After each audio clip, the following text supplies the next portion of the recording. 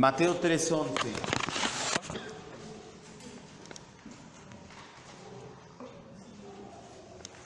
El tema del día de hoy se titula Bautismo del Espíritu Santo, parte 1. Mateo 3:11 es nuestra cita base. Por lo regular, cuando veía yo estos tipos de temas en las iglesias o en la iglesia donde estuve en 2 o 3 iglesias, gracias a Dios hasta eso no rodé por muchos lados.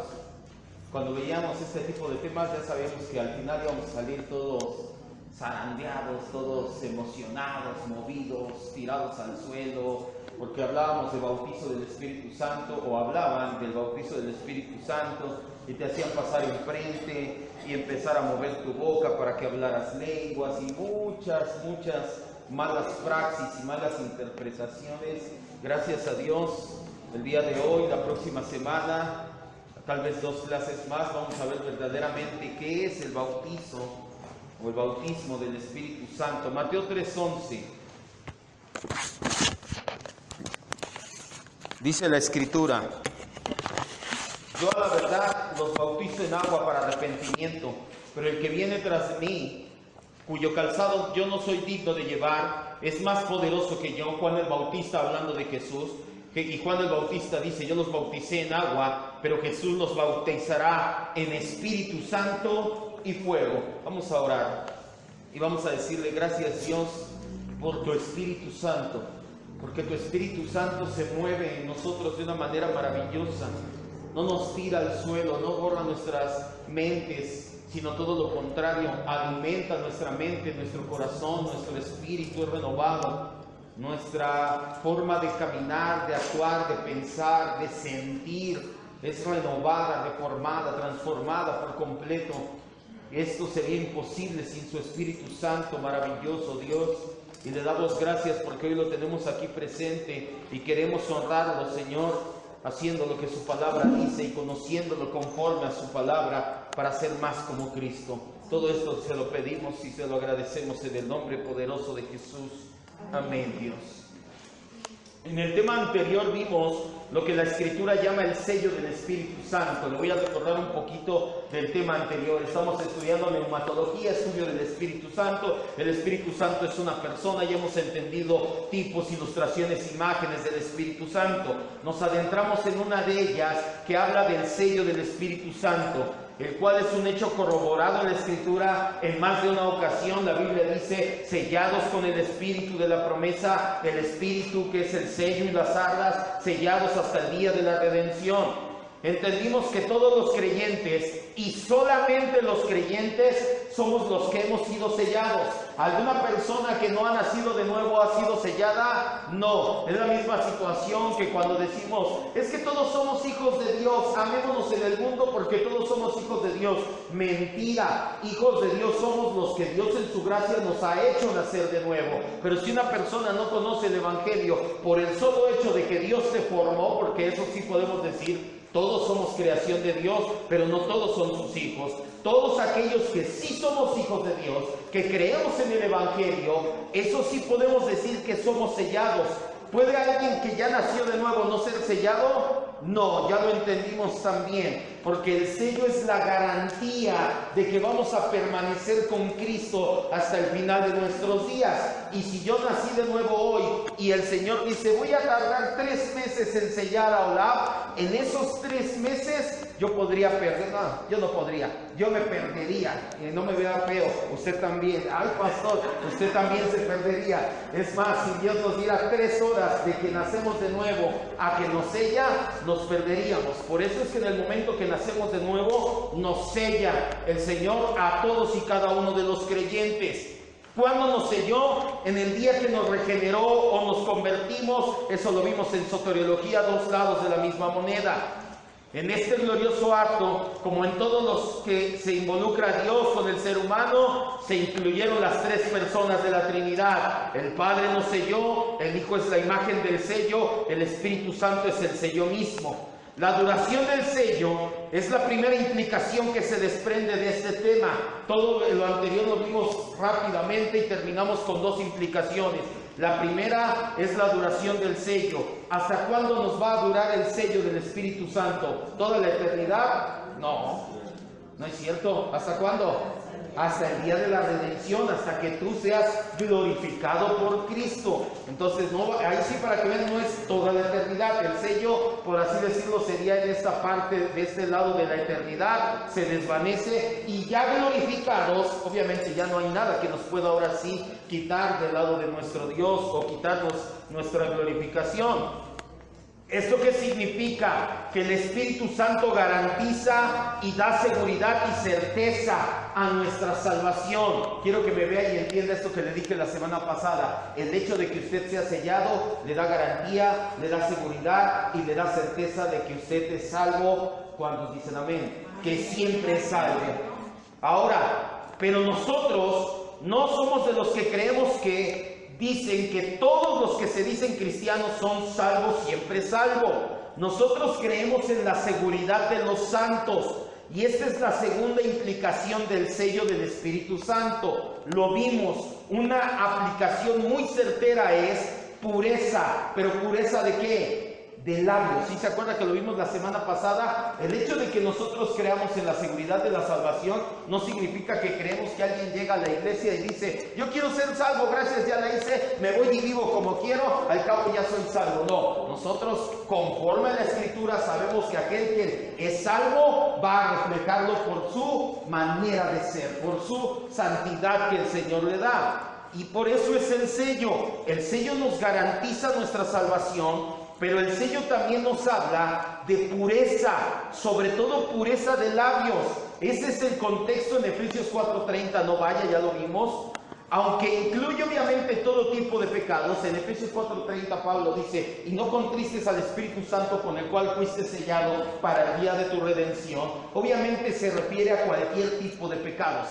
Entonces aunque yo adultere, aunque yo haga eso, con que no diga cosas malas, no. Obviamente incluye toda la gama de pecados. Pero en específico el apóstol Pablo se estaba refiriendo a refrenar la lengua en nuestra salvación. La lengua, para hablar conforme a nuestra identidad, porque de la abundancia del corazón, ¿qué dice Jesús? Habla la boca. Lo que hay en tu corazón es lo que va a hablar tu boca. El día de hoy nos vamos a adentrar en un tema delicado, que desde siempre ha sido malinterpretado. Quiero que entienda, te pones a estudiar este tema y te das cuenta que Calvino ya trataba con los carismáticos, en su época había carismáticos, que en la primera iglesia ya había también ese tipo de gente que quería hacer manifestaciones todas fuera de sentido. Entonces, este tema, el bautismo del Espíritu Santo, es un tema que desde siempre se ha malinterpretado, aunque lamentablemente creo que a estas alturas de la historia de la iglesia ha reinado más esta malinterpretación. En su momento fue Arrio con el arrianismo y denigrar la divinidad de Jesús, pero hoy en día creo que en la época oscurantista fue la salvación, la soteriología. Hoy en día es la neumatología o el abuso del Espíritu Santo lo que está más pegándole a la iglesia. Vamos a meternos en este tema que desde siempre ha sido malinterpretado, pero que en recientes fechas, con lo que muchos llaman el nuevo mover del Espíritu, lo vemos todavía más sacado de contexto y más mal entendido, al grado de que muchas iglesias carismáticas y pentecostales igualan la salvación con hablar en lenguas, e igualan el hablar en lenguas. Ellos dicen que si tú eres bautizado en el Espíritu Santo, vas a hablar en lenguas. Y entonces eso significa que eres salvo. Esto es una mentira, una vil y total mentira. Muchas iglesias, lamentablemente en la actualidad, predican eso. Te dicen que para ser salvo tienes que ser bautizado en el Espíritu Santo. Yo ya soy bautizado en el Espíritu Santo. ¿Y cómo lo sabes? Porque tienes que hablar en lenguas, dicen ellos. ¿Qué es en realidad y qué no es el bautismo? ¿Cómo y cuándo se da? ¿Qué características tiene una persona bautizada en el Espíritu Santo? ¿todos son bautizados o solamente unos cuantos privilegiados por el Señor? Porque también hay iglesias que manejan que por eso es apóstol, por eso es profeta, los requisitos para ser bautizado por el Espíritu Santo, y lo dejan casi para un puñado de privilegiados. Es una segunda obra de gracia. Es que el Señor te salvó, pero falta que te bautice, y lo manejan como una segunda obra de gracia. Todo esto y más vamos a ver en esta y las siguientes clases del bautismo. Como acabo de mencionar, hay muchos malos entendidos acerca de este tema que el día de hoy vamos a exponer y explicar, y nosotros nos vamos a apegar a la ortodoxia que ha caracterizado la verdadera iglesia del Señor. Lo que vamos a entender ahorita no es lo que yo creo que es lo correcto. A mí como salí de ahí, decía el líder de donde estábamos, que como yo no podía hacer esas cosas, por eso me amargué y los empecé a criticar. O sea, realmente no pude, ni quise, ni quiero nunca hacer ese tipo de malas praxis. No le voy a sacar mis frustraciones, no le voy a venir aquí a decir lo que yo creo que es correcto. Nosotros nos vamos a apegar a lo que históricamente es ortodoxo en la iglesia del Señor. Durante 1900 años ha habido una línea, de hecho 2000 ya, pero en 1901 fue donde cambió la línea y se abrió el pentecostalismo moderno. Pero durante esos 2000 años ha habido una línea de ortodoxia. ¿Qué es la ortodoxia? ¿Sí se acuerdan qué es la ortodoxia? Nosotros estamos llamados a tener equilibrio entre la ortodoxia o la ortopraxis y la ortopatía. La ortodoxia, la creencia correcta; la ortopraxis, la vida correcta; la ortopatía, los sentimientos correctos, las emociones correctas. Nosotros nos vamos a apegar a la ortodoxia, a la cual ha caracterizado la iglesia del Señor, la cual desecha por completo nuevas revelaciones. No vamos a hablar, no nos apegamos a nuevas revelaciones, porque la ortodoxia por definición echa fuera las nuevas revelaciones que abundan lamentablemente hoy en día. Y quiero que entienda esto: ya sea por malicia o por ignorancia, estas nuevas revelaciones le hacen daño, y mucho daño, a la iglesia de Cristo. Porque ya sea que una persona como Guillermo Maldonado, que sinceramente se le ve la malicia de controlar a la gente para que te dé dinero, ya sea él por malicia de decirles ahora recibe el Espíritu y tanta tontería, o por ignorancia de un pastor que va empezando y que dice yo vi que un pastor le hizo así, que quieren de bonito corazón tirar a todos en su iglesia. Así sea por ignorancia de un pastor con muy buen corazón, o por malicia de un pseudoapóstol con mal corazón, al final las consecuencias son las mismas. Es un cristianismo torcido, es un cristianismo que deja mucho que desear. Lo primero que tenemos que aclarar es un problema de semántica. ¿Qué es la semántica? El sentido de las palabras. Lo primero que hay que aclarar es un problema semántico, y tenemos que ver que hay una diferencia entre el bautismo con el Espíritu Santo y B, el bautismo, lo pongo así para ponerlo en rojo, del Espíritu Santo. Uno es el bautismo con el Espíritu Santo y otro es el bautismo del Espíritu Santo.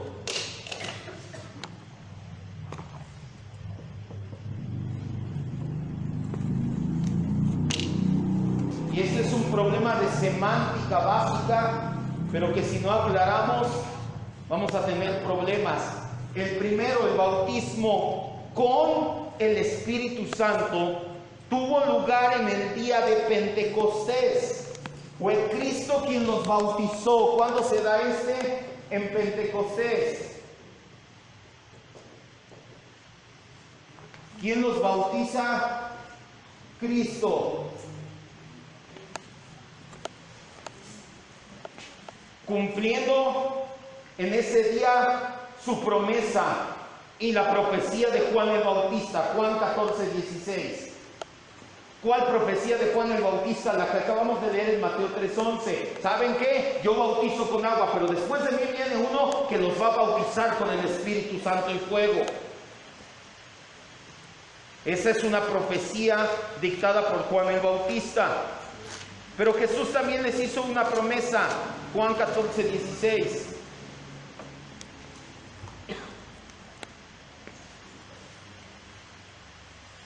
Juan 14:16 dice: y yo rogaré al Padre y les dará otro Consolador para que esté con ustedes siempre. Es una de las varias citas, y de hecho también en Juan 20, después de resucitar, dice la Biblia que Jesús sopló sobre sus discípulos y les dijo: reciban el Espíritu Santo. Esto es lo que tuvo lugar en el día de Pentecostés, lo hizo nuestro Señor Jesucristo. Vamos a Hechos 2:33, ahí viene. Ya son el tipo de citas, Hechos 2, donde ya debemos de manejar de qué nos habla el capítulo. Si yo le pregunto, ¿qué viene en Primera de Samuel 17? ¿Alguien sabe qué historia viene en Primera de Samuel 17? La de... ¿verdad?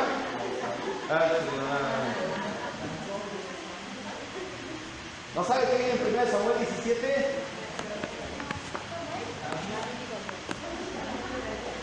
¿Cuál? A ver. La de que volvió todo con su martillo. No. David dijo, se agarró todo con su martillo. No. En 1 Samuel 17 viene David y Goliat. Hechos 2 viene el día de Pentecostés. Hechos 15 el concilio en Jerusalén. Y así son el tipo de pasajes que de tanto leerlos, aplicarlos y todo, ya deberíamos de manejar, ya deberíamos de tener ya bien afilada nuestra espada. Hechos 2, todo capítulo de Hechos 2 nos habla del día de Pentecostés. Versículo 33, para ser más específicos en nuestro tema, dice: así que exaltado por la diestra de Dios y habiendo recibido del Padre, ¿qué dice? La promesa del Espíritu Santo ha derramado esto que ustedes ven y oyen. ¿De quién habla ahí? Pedro dice: Jesús fue rechazado por ustedes, pero el Señor lo levantó, le dio al Espíritu Santo. Y esto que está pasando fue porque Jesús nos dio, ¿a quién? A su Espíritu Santo. El día de Pentecostés, el Señor Jesucristo bautizó a los primeros creyentes con el Espíritu Santo. Por eso es que los primeros creyentes tuvieron lenguas repartidas como de fuego, hablaban en otros idiomas, las personas pensaban que estaban borrachos, porque ellos sí fueron literalmente bautizados con el Espíritu Santo. Algo que los pentecostales y defensores de las nuevas herejías modernas no entienden es que el Pentecostés, este de aquí, no admite repetición. Apúntele ahí si está apuntando. No admite repetición. Pentecostés no admite repetición. Fue una experiencia exclusiva para ese día. ¿Cuántos Pentecostés hay? Uno nada más. Pero hacen cada año la fiesta de Pentecostés en la iglesia católica. Pero en la iglesia donde iba dijeron otro Pentecostés. Pero han profetizado que viene un avivamiento como Pentecostés. No interesa, no hay otro Pentecostés. Fue el único día que se va a hacer. Este hecho no admite repetición. Fue un hecho exclusivo de ese día en que Cristo como Mesías derramó sobre los reunidos en el aposento alto el Espíritu Santo con poder. Los que creyeron recibieron como milagro el Espíritu Santo, como su espíritu de gracia en el interior y como prueba de su condición de ser salvos, y ya después fueron bautizados con agua. Vamos ahí mismo a Hechos 2, 37 al 41. Escríbale ahí clarito: no admite repetición. Pero ¿por qué no? Ahorita lo vamos a ver, no se preocupe. Hechos 2, 37 al 41. Dice la Biblia: al oír esto, ¿al oír qué? Al oír el Evangelio, toda la predicación del apóstol Pedro, se compungieron de corazón y dijeron a Pedro y a los otros apóstoles: varones hermanos, ¿qué hacemos?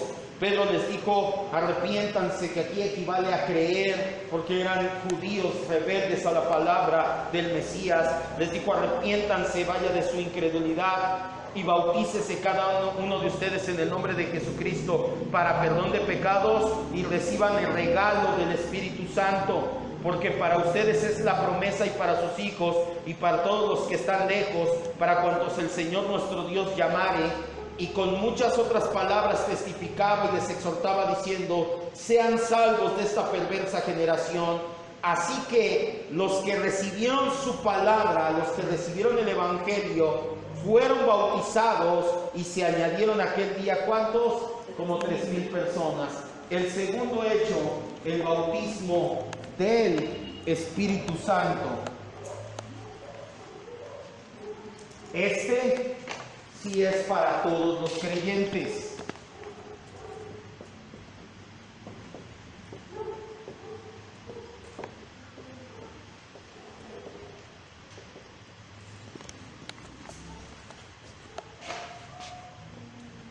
El Espíritu Santo nos bautiza, por así decirlo, con Cristo. Una cosa es el bautismo con el Espíritu Santo, que yo sea metido o lleno del Espíritu Santo, como lo dice el libro de Hechos 2, y otra cosa es el bautismo del Espíritu Santo, que el Espíritu Santo sea quien me bautiza. El Espíritu Santo nos bautiza con Cristo. Quiero que entienda esto: el Espíritu ejerce su ministerio específico de bautizarnos, introduciéndonos a Cristo en nuestro interior y a nosotros en Cristo mismo, ya que Jesucristo es nuestra vida. Esto es el hecho por el cual nosotros somos uno con el Señor. Primera de Corintios 6:17.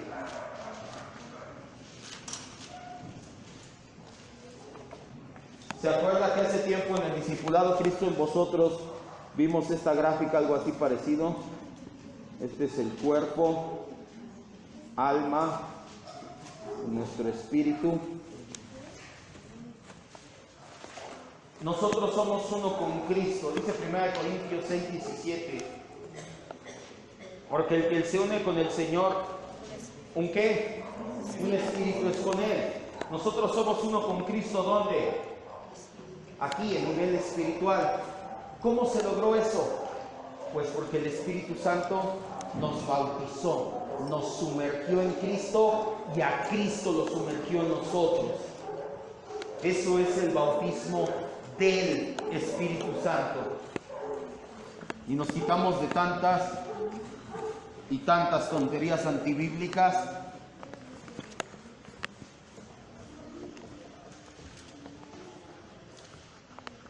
Pero aún falta todavía, no se crea que ya acabamos.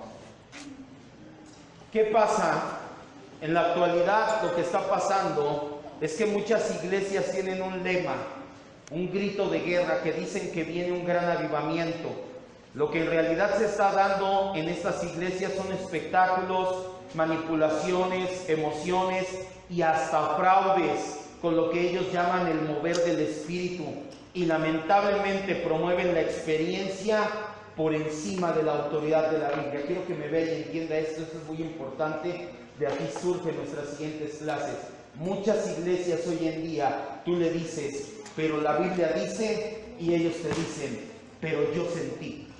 Y prefieren el, pero yo sentí, la Biblia dice. Y eso es lo que está pasando hoy en día, que muchas iglesias se van con las emociones, las manipulaciones, los fraudes y la experiencia, y han dejado la Biblia. Escriba: torcer las escrituras o ignorarlas.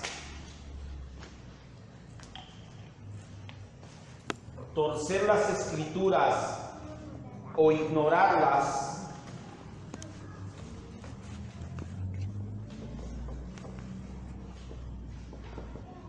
para justificar la experiencia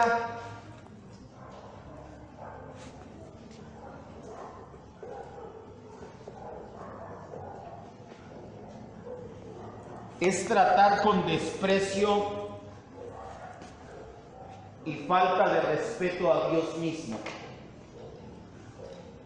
Torcer las escrituras o ignorarlas para justificar una experiencia es tratar con desprecio y falta de respeto a Dios mismo.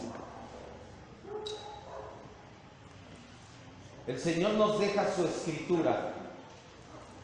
Y cuando nosotros tomamos la escritura y la torcemos, o definitivamente la ignoramos para justificar una experiencia, lo que estamos haciendo es tratando con menosprecio y con falta de respeto, al Señor, a nuestro Dios, al Espíritu Santo que inspiró la Escritura. Tengamos cuidado de querer poner por encima de la Biblia nuestra experiencia. Hoy en día hay un mar de ministerios y movimientos que se dicen cristianos y se están amoldando a esta moda doctrinal, al nuevo mover del Espíritu. Y lo más lamentable es que se dicen que están interesados en la obra del Espíritu y lo único que hacen es tratarlo con desprecio y arrogancia. Aseguran que solamente ellos tienen al Espíritu, o que si no hay manifestaciones extraordinarias en las iglesias como dones, entonces no hay vida espiritual en ellos. ¿De dónde viene este falso mover del Espíritu Santo? De Pentecostés en el día 50 días después de que Cristo resucitó. No, este falso mover viene de 1901. Dos nombres salen a relucir: Charles Parham, que era, ¿por qué no me sorprende?, metodista.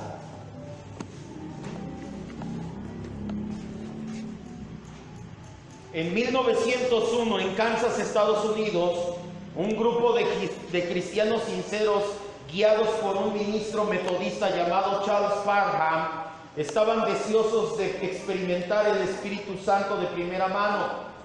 Después de un cierto momento, una mujer llamada Agnes Osman le pidió a Parham, su pastor, su ministro, que orara por ella, y supuestamente en el momento que oró por ella, esta niña empezó a hablar en chino.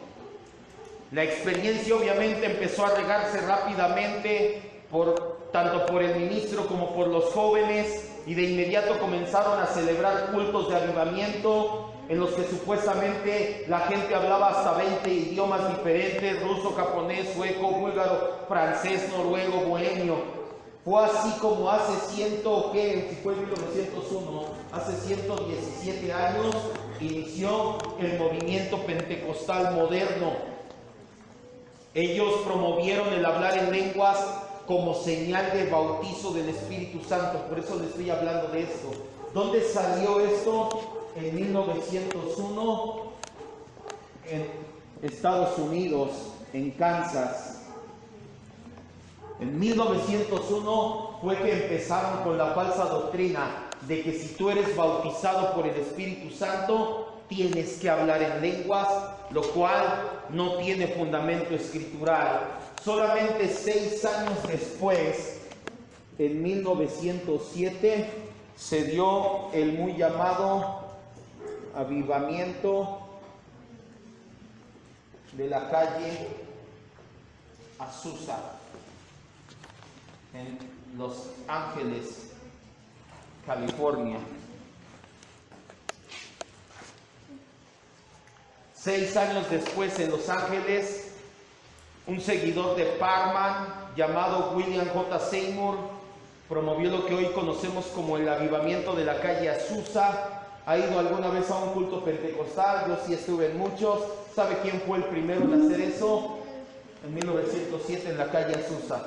El llegar, que haya música, que haya luces, que todo el mundo se esté cayendo, gritando, saltando, y todo ese tipo de desenfreno no empezó en el día de Pentecostés con los apóstoles. Empezó más fuerte en 1907 en el avivamiento de la calle Azusa. Parham fue un hombre de pocas bases doctrinales. Este hombre creía en el universalismo. ¿Qué es el universalismo? ¿Alguien se acuerda? Lo vimos en soteriología.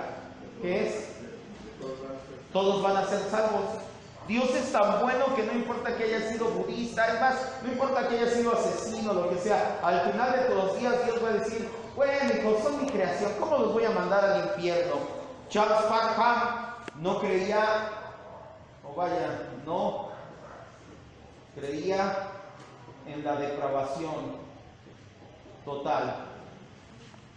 Él no creía que el ser humano naciera con pecado. Él era sinergista.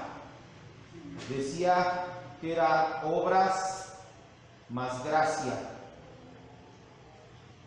Y por último, antes de morir, se unió al Ku Klux Klan. ¿Qué es el Ku Klux Klan? Es un club de racistas en Estados Unidos. Se dicen cristianos, únicamente lo hacen para desprestigiar al verdadero cristianismo. Persiguen latinos, negros, judíos por igual, católicos, diciéndoles que ellos son los que contaminan la tierra de Estados Unidos. Son los que ves en las películas que se ponen unos sombreros blancos de pico hasta acá arriba. Ellos son el Ku Klux Klan. Ellos no son cristianos. A ellos se unió Parham antes de morir. Les agrade o no la idea a los carismáticos pentecostales, no fue Dios quien creó su movimiento, fue Parham, Osman y Seymour. Y aquí viene lo importante, ¿cómo podemos, ya puedo borrar ya?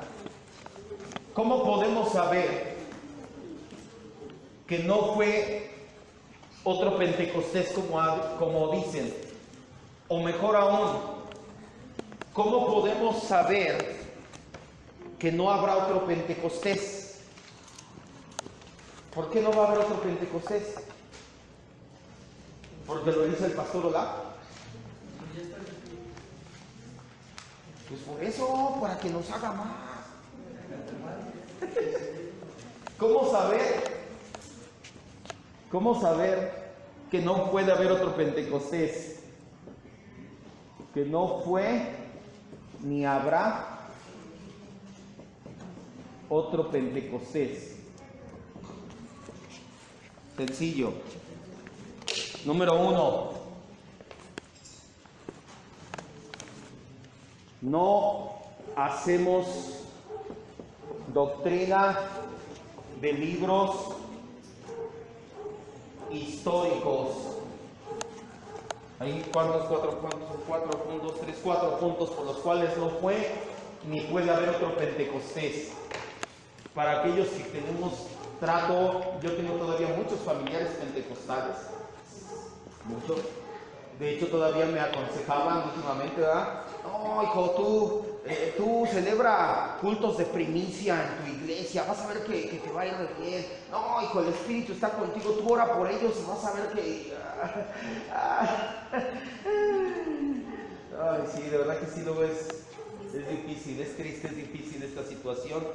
Pero para aquellos que tenemos familiares o contacto con algún Pentecostés, no se trata de que con esto los vas a ir a humillar, pero sí como poder refutar. Primero, no podemos hacer doctrina de libros históricos. El Pentecostés viene en el libro de Hechos. Hechos es un libro histórico o doctrinal. Histórico. Hermenéuticamente hablando, una hermenéutica sana te dice que los libros históricos se interpretan a la luz de los libros doctrinales y no al revés. Si nosotros cambiamos las cosas, les he dicho siempre este ejemplo, vas a hacer lo que quieras. Hechos 8 dice que Felipe, después de predicarle al eunuco, el Espíritu se lo llevó. Entonces vamos a orar para que ya no llegues tarde a tu trabajo y todos los días en la mañana el Espíritu, ¡pum!, te lleve y te aparezca en tu trabajo. Porque dice la Biblia en Hechos 8. En la unción de Goku, ¿cuántos quieren en teletransportación de Goku? ¿Cuántos se quieren despedir? Pero eso sí, tienes que sembrar, siquiera lo de tus pasajes de un año. Es que valga la pena. Lamentablemente así piensan estos hombres. Nosotros nos reímos, pero así piensa la mayoría de ellos. Podríamos hacer, gracias, lo que quisiéramos con un libro histórico.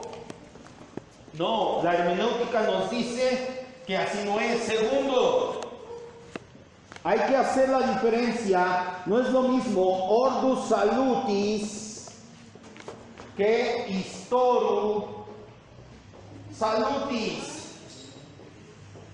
¿Qué significa? El orden o doctrina de la salvación es diferente a la historia de la salvación.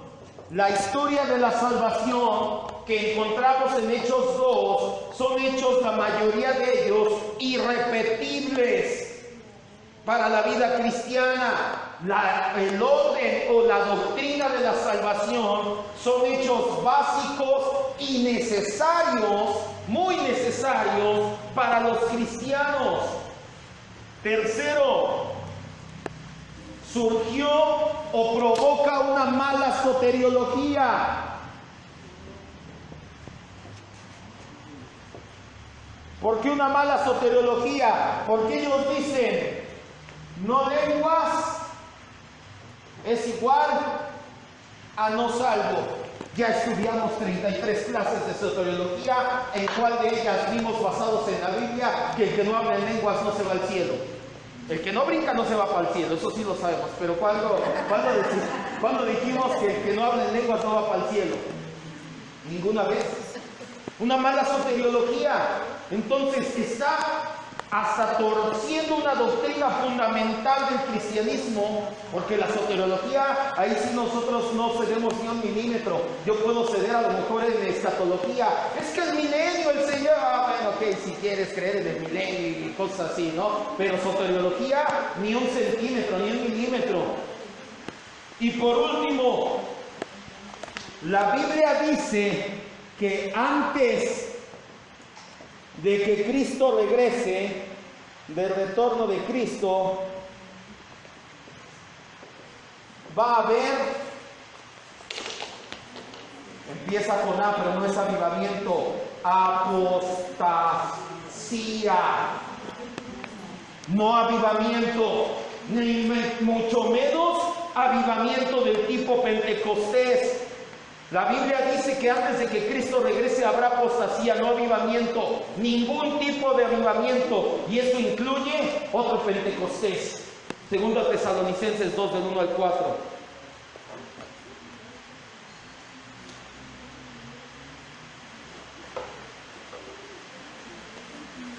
Y Tesalonicenses es un libro histórico o doctrinal. Doctrinal. Las cartas son libros doctrinales. De Romanos a Judas, libros doctrinales. El libro de Apocalipsis es profético y simbólico, la mayoría de ellos.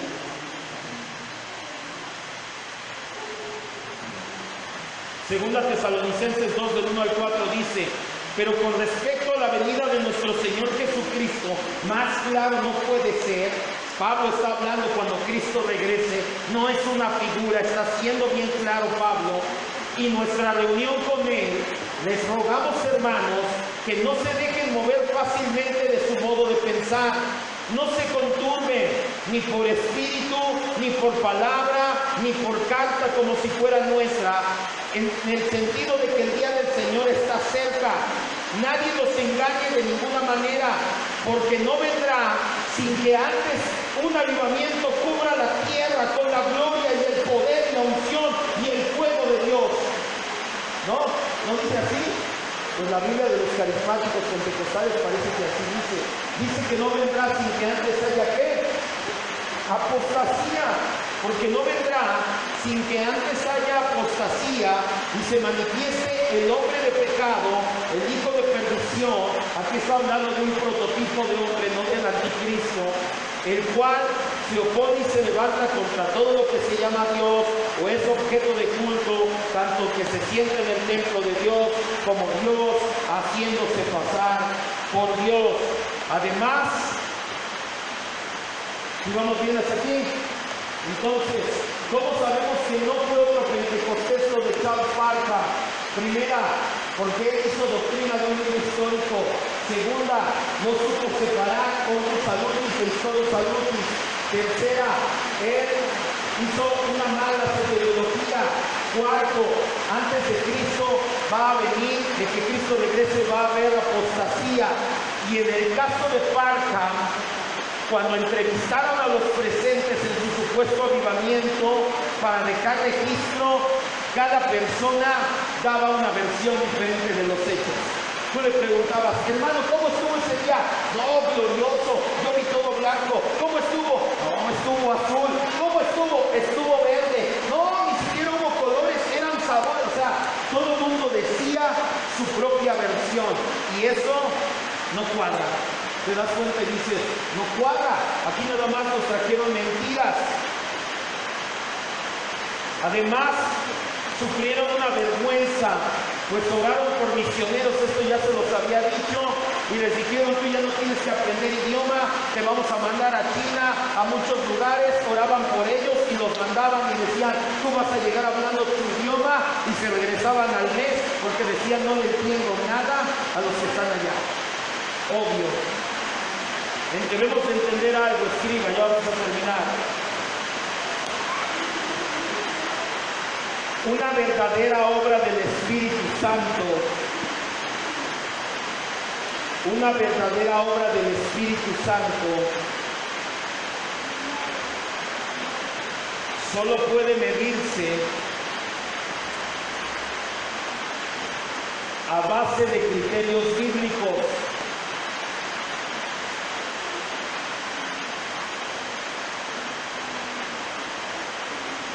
Una verdadera obra del Espíritu Santo solo puede medirse con criterios bíblicos. Las emociones, las experiencias, las opiniones no cuentan. Las emociones, las experiencias y las opiniones no cuentan. Pero yo sentí muy bonito cuando me dijeron, si lo que tú sentiste no viene en la Biblia, no cuenta. Pero yo vi cómo pasaba, no viene en la Biblia, no cuenta. Pero yo opino que debemos de tener en cuenta, viene en la Biblia, no cuenta. En Mateo 12:28, vamos a leerlo, y con eso terminamos. Nos damos cuenta que ahora sucede al revés de como sucedía en esa época. Mateo 12:28.